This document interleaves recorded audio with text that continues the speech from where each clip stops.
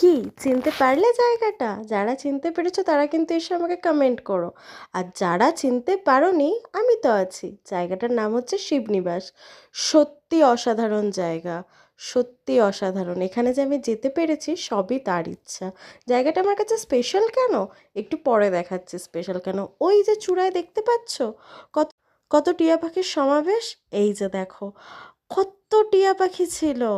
মন্দিরে ঢুকতে না ঢুকতে এত সুন্দর দৃশ্য দেখে আমার কিন্তু মনটা ভালো হয়ে গেল। এই যে, এই কারণেই আমার কাছে জায়গাটা অনেক স্পেশাল হয়ে উঠেছিল।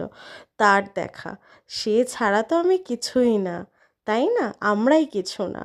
সে আছে বলেই তো আমরা আছি। মহাদেব জায়গাটা, শিবনিবাস, তার সাথে সাথেও বিশ্বের দ্বিতীয় বৃহত্তম লিঙ্গ স্থাপিত, যার দর্শন একটু আগেই তোমরা করলে। অসাধারণ জায়গা।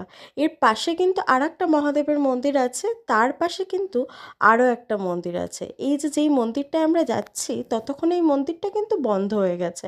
আমাদের মতো এনারাও মন্দিরটা বাইরে থেকে দর্শন করেছে, লকও হয়ে গেছে।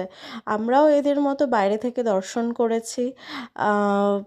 নির্দিষ্ট টাইমে খোলা হয়, ভোগও পাওয়া যায়, কিন্তু আমরা সেই টাইমটা না জেনেই গেছি।